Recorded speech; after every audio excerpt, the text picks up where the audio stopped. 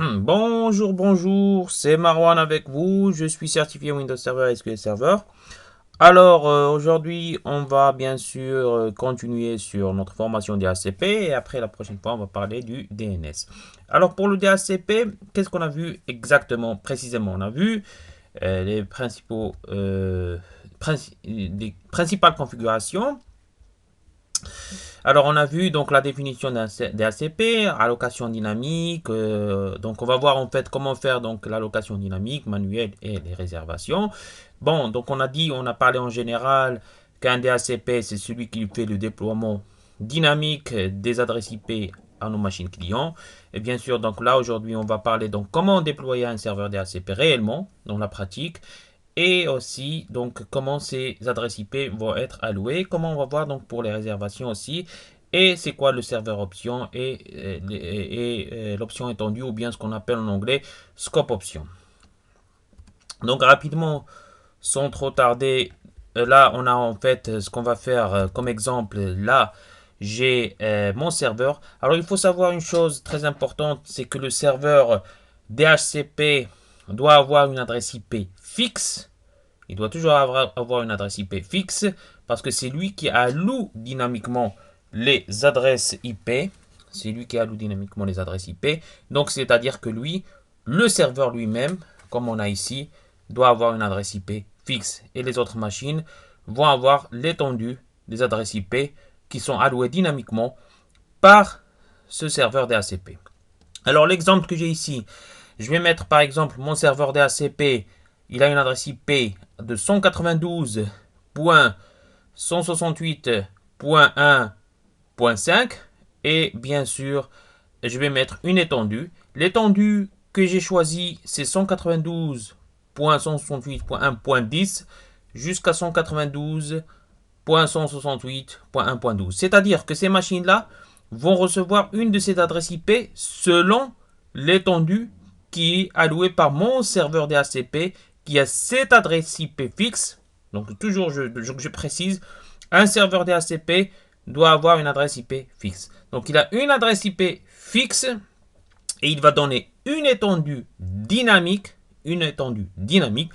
à ces machines-là, machine A et machine B par exemple, qui vont recevoir une étendue de .1, .10 jusqu'à .1.12. C'est-à-dire que l'une des deux machines va soit recevoir .1.10 jusqu'à .1.12, soit la machine A, soit la machine B, et vice-versa, selon le protocole de communication des ACP qui a été établi, donc selon l'algorithme qu'on avait vu précédemment. Souvenez-vous, le DHCP PAC, DHCP NAC, DHCP Offer, DHCP Request, selon le broadcasting, c'est des protocoles de communication entre les machines et le serveur DHCP pour faire donc ce qu'on appelle un bail, une durée de bail, c'est-à-dire une durée de bail déterminée.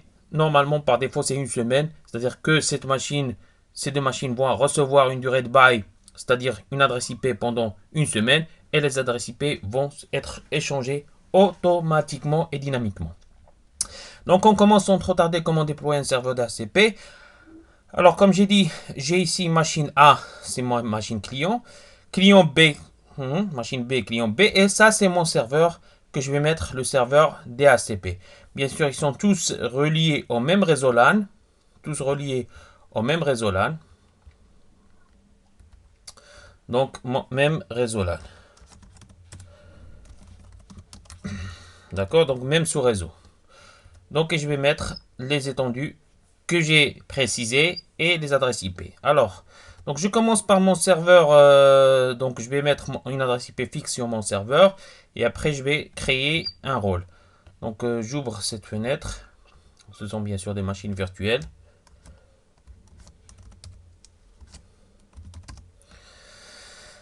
Je vais mettre affichage complet. Donc ça c'est mon serveur que je vais... Là je vais créer donc une adresse IP fixe. On attend qu'il démarre.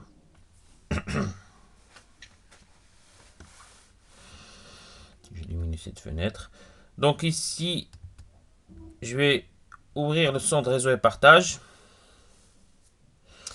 Et je vais mettre modifier les paramètres de la carte. Et sur mon serveur, je vais mettre clic droit, propriété, clic droit, propriété, et je vais sélectionner TCP/IP v4 et je vais mettre l'adresse IP 192.168.1.5 avec un simple masque de sous-réseau de classe C que je laisse. Je ne vais pas faire des sous-réseaux. Donc, selon la méthode SIDAR, je laisse un simple masque de sous-réseau classe C. Bien sûr, je n'ai pas de routeur, ni de passerelle, ni de serveur DNS préféré pour le moment, parce que je suis juste dans mon seul local LAN. Et je mets OK. Je mets OK. Et là, donc, j'ai mon adresse IP confirmée, donc IP fixe confirmée. Si je mets, j'ouvre ma commande PowerShell, je mets IP config. Là,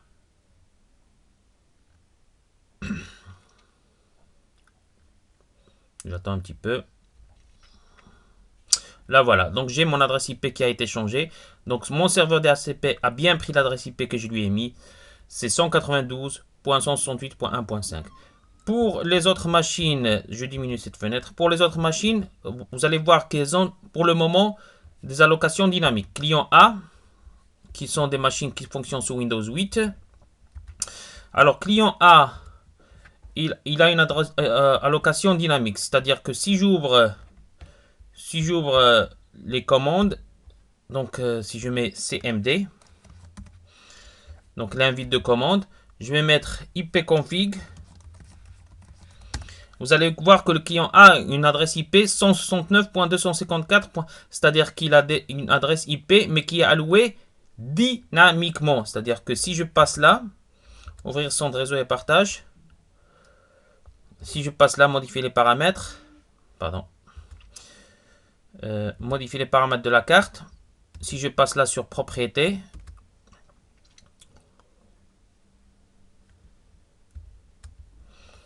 TCP/IP, et là je vois donc qu'il n'y a pas d'adresse allouée, c'est-à-dire que manuellement, c'est-à-dire que là les adresses, alors que la machine prend automatiquement une adresse IP. Cette adresse IP qui est prise automatiquement par la machine, mon client A, c'est une adresse qu'on appelle APIPA. Vous souvenez-vous, donc j'ai dit l'adresse APIPA, c'est des adresses qui sont prises automatiquement par les machines s'ils ne reçoivent pas d'adresse par un serveur DHCP.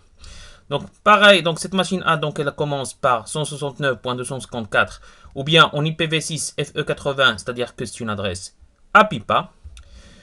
Pareil pour moi, client B, c'est pareil.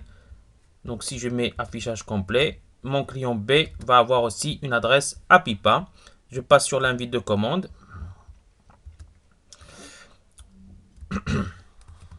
Là, l'invite de commande que j'ai. Donc je mets ipconfig. Et là, je vais avoir aussi une adresse APIPA pour mon client B. Alors, l'objectif, c'est que je ne dois pas recevoir ces adresses APIPA sur mon client A et mon client B. Normalement, ils doivent recevoir des adresses selon l'étendue que je vais leur donner, c'est-à-dire de 192.168.1.10 jusqu'à 192.168.1.12. D'accord? Donc, c'est ça mon objectif. Alors, je repasse sur mon serveur. Et comme j'ai dit, donc je lui ai donné une adresse IP fixe d'abord. Et après, je vais créer un serveur. Donc pour créer le serveur DHCP, c'est assez simple. Gérer, ajouter des rôles et fonctionnalités. Suivant. Ça, c'est mon serveur. Donc il y a une adresse...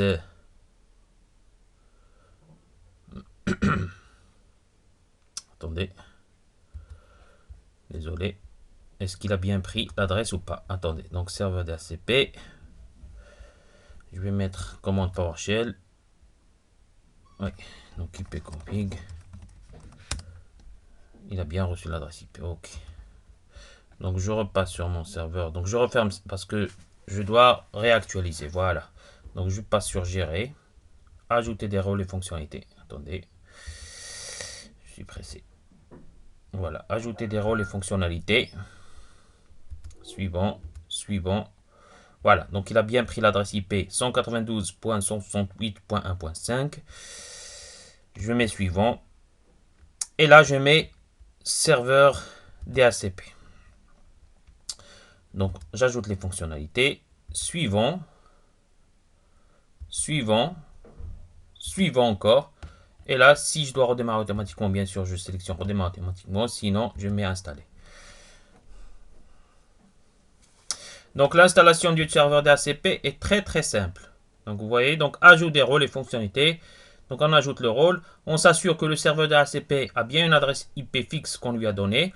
Et je mets juste suivant et j'installe selon le wizard que j'ai. Donc l'installation prend un petit peu de temps. Voilà. Et ça va être pris en charge. On attend un petit peu.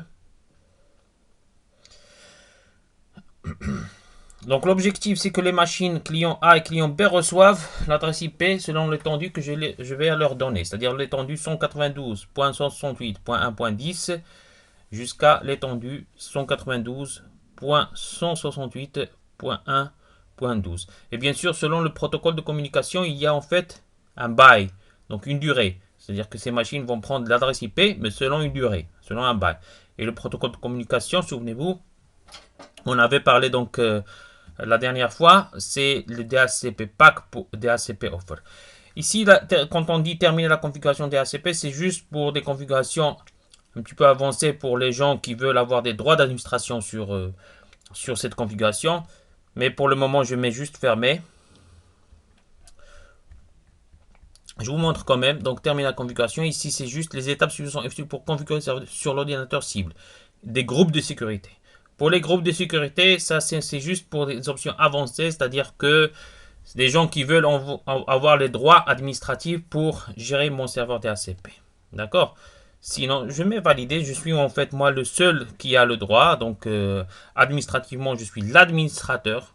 L'administrateur, donc le super administrateur qui a tous les droits. Donc, je laisse. Je suis le seul qui a les droits sur mon serveur DHCP. Donc, je mets fermé. Et là, j'ai créé mon serveur DHCP. Bien sûr, après avoir créé, après avoir ajouté le rôle, on passe sur outil. C'est tout pour tous les rôles. C'est valable pour tous les rôles. C'est-à-dire, on crée le rôle, après on passe sur l'outil pour voir le rôle qui a été créé. Le rôle qui a été créé, c'est voilà, c'est le DHCP. Je clique sur DHCP et là, j'ai ma fenêtre qui est créée. Donc, mon serveur, ça c'est mon serveur DHCP. Et là, j'ai IPv4, IPv6. Et là, bien sûr, j'ai option serveur, les stratégies, les filtres. Sinon, je fais un clic droit sur mon IPv4 et je mets nouvelle étendue. Nouvelle étendue, d'accord? Nouvelle étendue. Il y a un wizard qui s'affiche. Suivant. Et je mets le nom de l'étendue et on va dire étendue test. Description. Ceci est pour la formation. Ok. Donc, et je mets suivant. Et là, je vais mettre l'adresse début, comme j'ai dit, 192.168.1.10 jusqu'à l'adresse fin qui est 192.168.1.12. D'accord? Et là, le CIDR, c'est-à-dire le slash, c'est 24, c'est-à-dire que c'est de classe C classique, c'est-à-dire 255.255.255.0. Donc je mets suivant. Alors ici, ajout d'exclusion et de retard. Alors, comme vous voyez ici, le DHCP offer, c'est déjà, en fait, le wizard, il vous montre comme quoi il y a un protocole de communication, donc c'est-à-dire qu'il y a le DHCP offer qui nous permet d'offrir des adresses IP aux machines clients qui vont faire la requête, c'est-à-dire client A et client B qui sont dans le même LAN. Ici, les exclusions sont des adresses ou une place d'adresse qui ne sont pas distribuées. C'est-à-dire que si je veux par exemple ne pas mettre des adresses spécifiques dans mon serveur DHCP, dans mon étendue, c'est-à-dire que j'ai une assez grande étendue, j'ai pas besoin de mettre des adresses spécifiques, je vais les exclure ces adresses IP, c'est-à-dire que les machines clients ne vont pas recevoir ces adresses IP, je peux mettre des exclusions, c'est-à-dire des adresses IP que je désire exclure. Là, je n'en ai pas besoin, donc je mets suivant. Ici, durée de bail. Alors là, vous pouvez changer la durée de bail. La durée de bail, c'est-à-dire que là, c'est normalement, comme j'ai dit, généralement par défaut, c'est une semaine. Soit je peux mettre moins d'une semaine ou plus d'une semaine selon les besoins que j'ai. Donc là, la durée de bail, je laisse par défaut 8 jours. Donc je mets suivant. Là, ici, oui, je veux configurer ces options maintenant. Les options, c'est-à-dire, voulez-vous configurer les options pour cette étendue maintenant? Oui.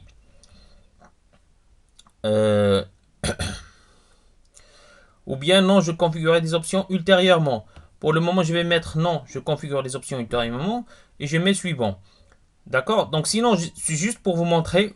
Donc si je mets oui, je mets suivant. Là, on ne va pas configurer, mais c'est juste pour montrer.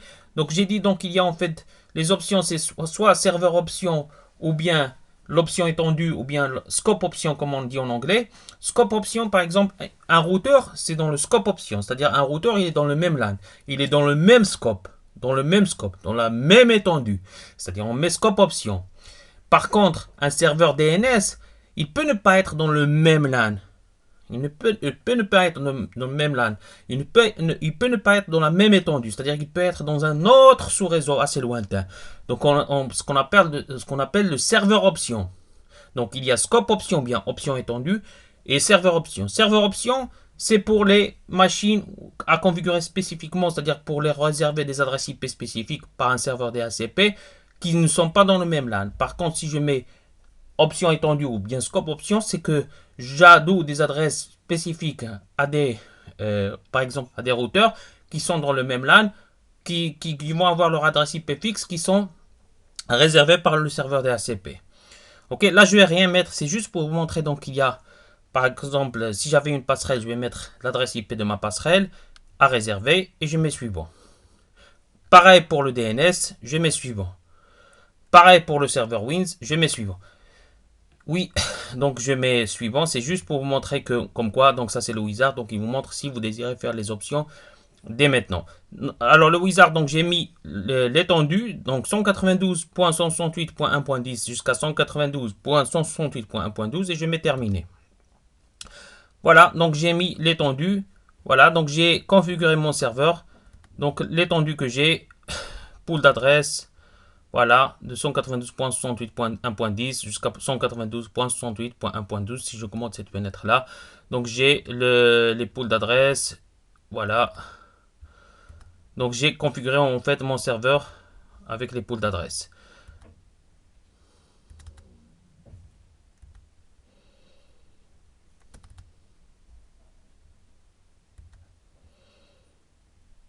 Ok. Maintenant, je vais voir donc si mes machines ont bien reçu ces adresses-là selon l'étendue. 192.168.1.10 jusqu'à 192.168.1.12. Normalement, ça prend un petit peu de temps, mais on va voir si les machines ont bien pris les pools d'adresse. Donc je passe sur ma machine client A, je mets l'invite de commande.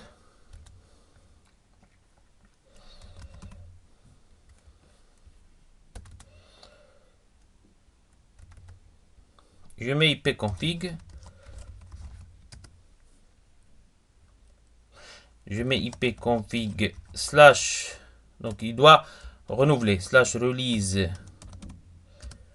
et ipconfig slash renew. Renew, c'est-à-dire comme s'il va faire, il va demander la requête. Et là, je mets encore ipconfig. Là, j'ai mon étendue qui a été créée. 192.168.1.10. Vous voyez? C'est pareil pour ma machine client B. Client B, si je passe vers l'invite de commande, je mets ipconfig. Normalement, il va, si je ne fais pas le release, il va rester sur la même adresse ancienne, la pipa. Alors, si je mets ipconfig slash release et ipconfig slash renew, là, maintenant, j'ai renouvelé, c'est-à-dire que c'est comme une machine. Donc, il y a un protocole de communication qui a été créé, c'est-à-dire que ma machine. Voilà, donc il a pris déjà par défaut 192.168.1.11. Alors, ma machine A, c'est 192.168.1.10. Ma machine B, 192.168.1.11. Donc, elle respecte l'étendue qui a été réservée par mon serveur DHCP. Donc, on est bien là dans cette configuration. L'étendue a été bien prise par machine A et machine B. Mes machines sont dans le même réseau. C'est-à-dire que la configuration de mon serveur DHCP a été bien prise. Donc, souvenez-vous, pour créer un serveur DHCP, donc le rôle DHCP à créer. Après, on passe vers outils DHCP. Et là, on crée l'étendue sur l'IPv4. Créer une nouvelle étendue. Et là, on crée une nouvelle étendue. Et mes machines avec ipconfig slash release slash renew elles communiquent selon le protocole de communication DHCP. Elles prennent les adresses IP et la durée de bail qui a été allouée. Là, on avait vu la durée de bail, c'est par défaut, c'est 8 jours. Donc, rapidement, je repasse vers mon serveur DHCP. C'est juste pour vous montrer c'est quoi l'étendue serveur, c'est quoi voilà, l'option étendue. L'option étendue, c'est exactement comme on avait vu tout à l'heure lors de la création de l'étendue. On peut configurer les options étendues, c'est-à-dire que là, pour mon routeur, je choisis mon routeur, je choisis le nom du serveur ou bien le nom du routeur et je mets l'adresse IP de mon routeur, par exemple, tout simplement. Ça c'est pour l'étendue, c'est-à-dire que le routeur il est dans le même scope. Sinon je mets pour l'option, donc il est l'option étendue, ça c'est l'option d'étendue, d'accord. Et ça c'est l'option serveur. Voilà, l'option serveur c'est pareil, je passe vers configurer les options et je choisis le serveur par exemple DNS, je descends, voilà, serveur DNS qui est normalement utilisé comme option serveur, qui n'est pas dans le même LAN, c'est-à-dire qu'on peut lui réserver une adresse IP. D'après mon serveur DHCP, je lui réserve une adresse IP réservée, comme ça, donc il va avoir une adresse IP à mon serveur DNS. Ok, ça c'est option serveur, option étendue. Les réservations, c'est si je veux faire des réservations pour des machines spécifiques, je peux faire des réservations, donc nouvelle réservation. Et je mets par exemple une machine, si j'ai une machine client C par exemple qui est très importante, directeur, manager qui veut avoir juste une adresse IP fixe et ne pas la changer, je peux faire une réservation, l'adresse IP selon l'étendue que j'ai, je la réserve et je match, bien sûr je lis avec l'adresse MAC de cette machine qui veut être réservée. C'est tout simplement ça. Donc voilà, donc pour le serveur DHCP, les configurations sont très simples. Assez simple, il n'y a pas vraiment quelque chose de spécial à faire. Juste souvenez-vous, les étendues et pour les protocoles et durées de bail. Donc vous pouvez changer les durées de bail et bien sûr les machines qui prennent les étendues. On peut faire IP config /release/renew pour qu'ils prennent la nouvelle étendue qui a été réservée par mon serveur DHCP. Ok. Sans trop tarder, je vais vous parler juste d'agents de relais DHCP. Donc on parle souvent d'agents de relais DHCP. Agent de relais DHCP, tout simplement, si j'ai un autre sous-réseau, et je voudrais lui allouer des adresses IP. Un autre sous-réseau, je voudrais lui allouer des adresses IP. En fait, cet autre sous-réseau, il peut être alloué dynamiquement toujours par mon propre serveur DHCP qui est donc dans un autre sous-réseau. Et cette adresse DHCP, il passe par un agent de relais. L'agent de relais, c'est souvent un routeur. Sinon, on peut créer des agents de relais sur un serveur en passant par le rôle d'accès distance. Donc, le rôle accès distance, je vais juste vous montrer rapidement. Quand je mets gérer, ajouter des rôles, suivant. Par exemple, je voudrais mettre ce serveur comme agent de relais, c'est-à-dire qu'il va allouer des adresses IP dynamiquement pour d'autres sous-réseaux. Je mets suivant.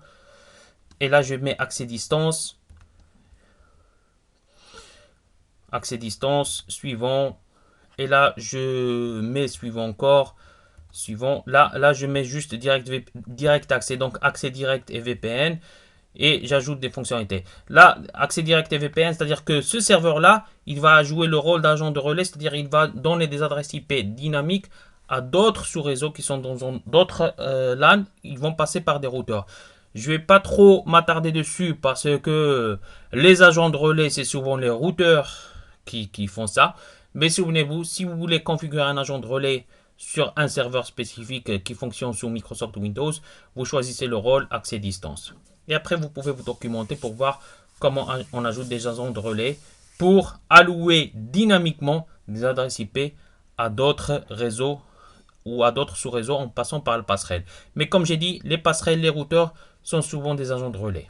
Donc, on utilise souvent très rarement des agents de relais avec des machines Microsoft. C'est les routeurs qui jouent le rôle d'agent de relais. C'est-à-dire, si je mets mon serveur DHCP sur un réseau LAN et je voudrais que mon serveur DHCP alloue dynamiquement des adresses IP à d'autres machines, mais qui sont dans d'autres sous-réseaux, donc ils doivent passer par des passerelles.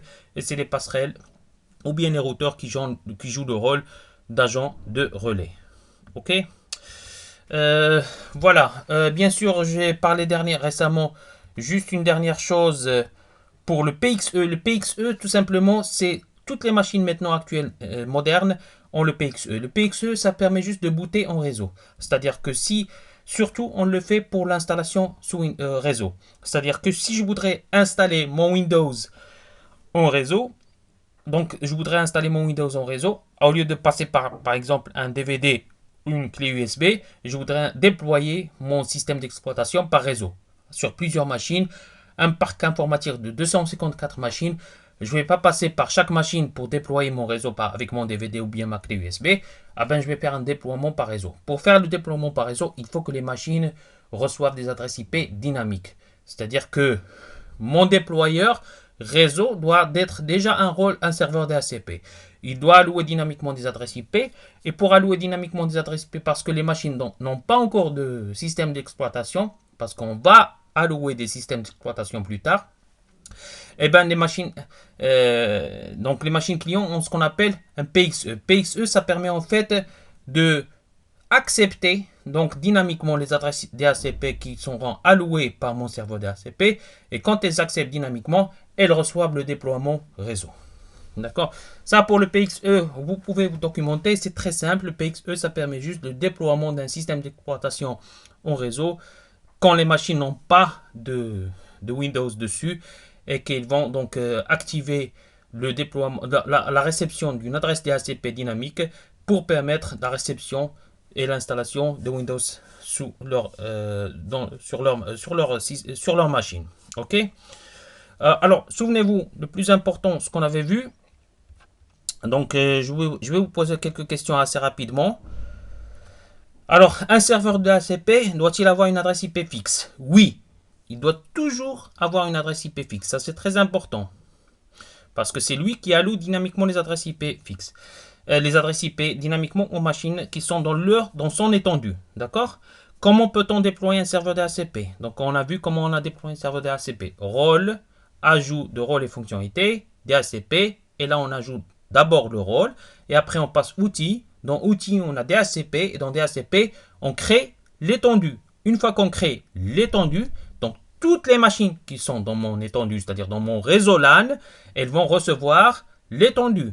Comme on avait vu d'après l'exemple qu'on avait effectué. 192.168.1.10 jusqu'à 192.168.1.12. Donc les machines A et machine B ont bien reçu le bail, ont bien reçu les adresses IP qui vont être fonctionnelles pendant une semaine, et après les adresses IP vont s'interchanger, ont bien reçu l'étendue qui a été effectuée par mon serveur DHCP.